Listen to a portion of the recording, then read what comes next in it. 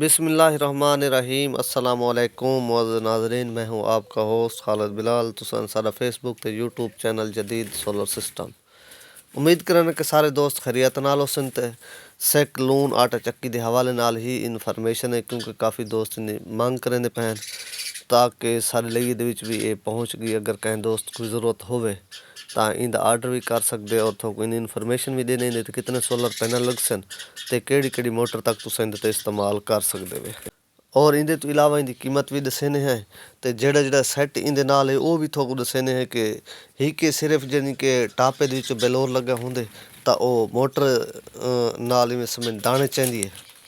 ਔਰ ਇਹਦੇ ਤੋਂ ਇਲਾਵਾ ਬਾਕੀ ਹੁੰਦੇ ਸਾਈਕਲੋਨ ਸਿਸਟਮ ਜਿਹੜਾ ਲੱਗਾ ਹੋਏ ਹੁੰਦੇ ਉਹ ਕੁੱਪ ਲੱਗੇ ਹੁੰਦੇ ਕੁੱਪਾਂ ਦੇ ਨਾਲ ਵਾਲਾ ਜਾਨੀ ਕਿ ਆਟਾ ਵਗੈਰਾ ਫਿਲਟਰ ਥੀਂਦਾ ਰਹੇ ਹੁੰਦੇ ਉਹ ਠੀਕ ਹੈ ਤੇ ਮੁਕੰਮਲ ਜਾਨੀ ਕਿ ਵਾਲਾ ਤੁਹਾਡੇ ਇਹਦੇ ਵਿੱਚ ਆਵੇ ਸੀ ਆਟਾ ਕਲੀਅਰ ਠੀਕ ਹੈ। ਇੱਕ ਤਾਂ ਇਹਦੇ ਨਾਲ ਆਟਾ ਸੜਦਾ ਵੀ ਘੱਟ ਹੈ ਪਿਆ ਤੇ ਉਹ ਯਾਨੀ ਕਿ ਪ੍ਰੈਸ਼ਰ ਨਾਲ ਆਟਾ ਨਿਕਲਦੇ ਤੇ ਵੀ ਇਹਦੇ ਤੋਂ ਇਲਾਵਾ ਇਹਦੀ ਇਹ ਵੀ ਜਿਹੜੇ ਨੇ ਇਹ ਛੁਰੀਆਂ ਤੋਂ ਸਾਡੇ ਇਹਦੇ ਪਏ ਵਧੀਆ ਲੱਗਿਆ ਖੜੀਆਂ ਕਿ ਇਹ ਮੁਕੰਮਲ ਇਹਨਾਂ ਸਿਲਵਰ ਦੇ ਨੇ। ਇਹ ਉਮਰ ਨੈਸ਼ਨਲ ਵਾਲਾਂ ਦੀ ਬਹੁਤ ਹੀ ਹੈਵੀ ਮਟੀਰੀਅਲ ਦੀ ਚੱਕੀ ਹੈ।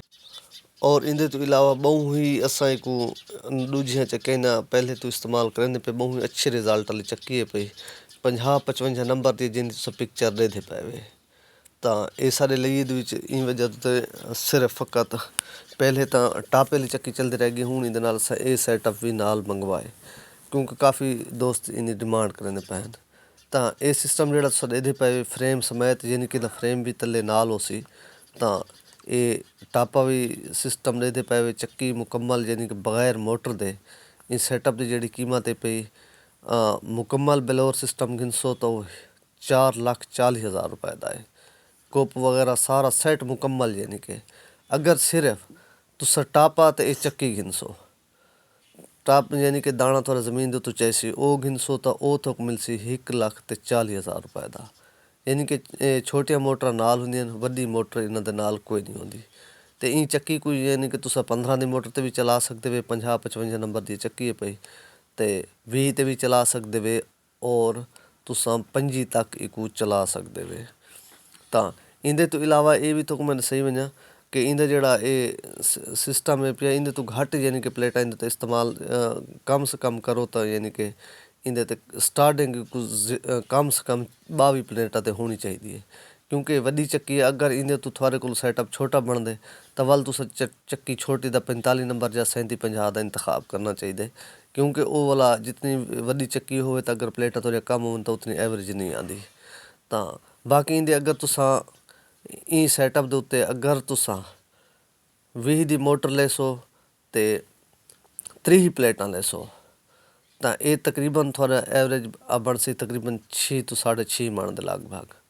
अगर ई सैटअप के उत्ते तुसा 25 की मोटर ले सो 36 तो 40 प्लेट ले सो तो ये तकरीबन थोड़ी 8 मन के करीब एवरेज आ सी।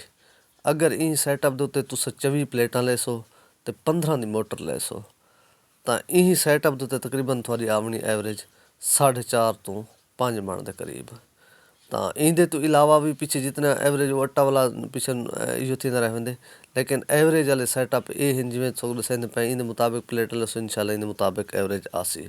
और इस तो इलावा बाकी है पीछे छोटा अगर सैटअप बिल्कुल करना है तो पीछे वो 18 प्लेटा वाला भी है 15 प्लेटा वाला भी है 20 प्लेटा 22 प्लेटा जितना पीछे बंदे को रेंज होंगे उन मुताबिक बंदा लेंदे।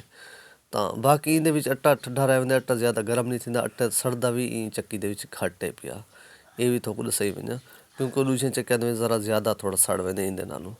तो बाकी भी अगर कहीं दोस्त को इन्फॉर्मेशन चाहिए हो सी तो मज़ीद फ़ोन पर रबता कर गिनसन पुछ गिनसन तो जोड़ा बंदा भी आर्डर करे सी तकरीबन कोशिश करे सूँ उनके मुताबिक चक्की उथे भी मिल वैसी।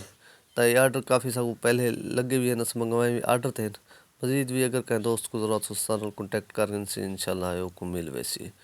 तो इन अपना ख्याल करे सो देसो इजाज़त अल्लाह हाफिज़।